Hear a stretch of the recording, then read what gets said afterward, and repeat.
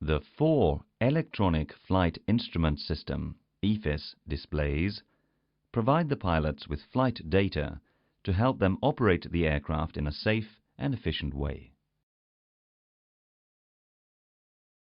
Flight parameters are displayed on primary flight displays (PFD), while navigation data is displayed on navigation displays (ND). Each pilot has an EFIS control panel to select what is displayed on the EFIS screens. The EFIS control panels are divided into 2 sections, one section associated with the PFD and the other with the ND. The Flight Control Unit, FCU, is located in the middle of the glare shield. The FCU is one of the interface units between the pilots and the autoflight system. The full use of the FCU will be covered in the autoflight modules. There are selectors on the FCU which will affect the indications seen on the PFD and ND, and it is only these selectors that will be discussed in the EFIS modules.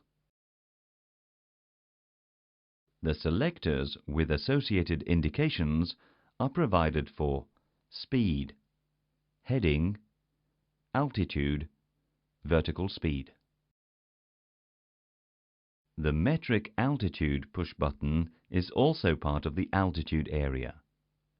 This push button is used to display the selected altitude in meters on the permanent data part of the system display.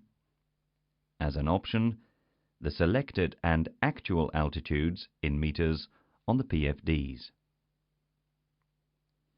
You will see how all these selectors affect the EFIS displays in the modules that follow.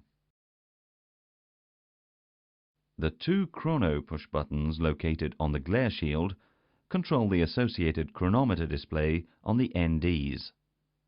The push buttons operate like a normal stopwatch. In this module, we have introduced you to the Electronic Flight Instrument System. In the next modules, we will look at the PFD and the ND in greater detail.